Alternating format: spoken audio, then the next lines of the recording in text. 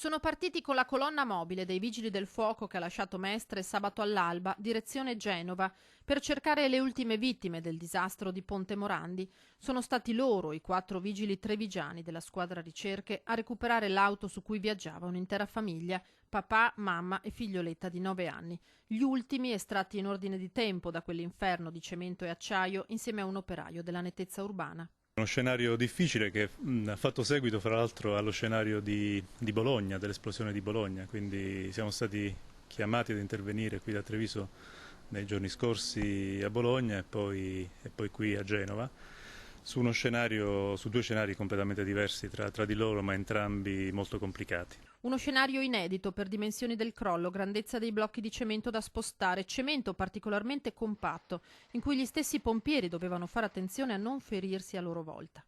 Abbiamo avuto cantieri con 400 persone, 400 colleghi che si sono avvicendati in fasi da 400, 300 e 200 e con questi numeri non abbiamo avuto fortunatamente nessun ferito tra di noi. Noi siamo arrivati che l'emergenza ancora non era finita, c'erano ancora delle persone da dover recuperare, quindi siamo stati indirizzati sui siti nei quali si presumeva che queste persone fossero.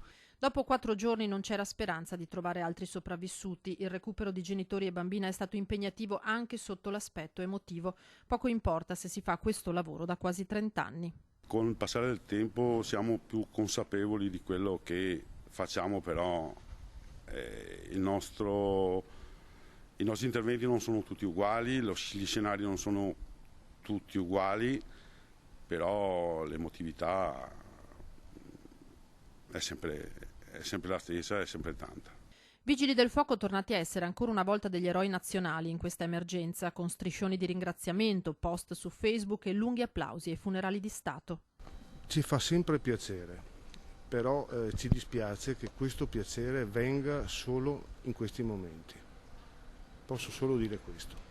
A Genova nulla sarà più come prima e non lo sarà neppure per chi porterà con sé quell'esperienza professionale e umana. Vorrei ringraziare tutta la squadra, tutte le squadre, tutti i componenti solo per l'umanità e la professionalità che hanno dimostrato nel trattare i poveri resti umani che abbiamo rinvenuto.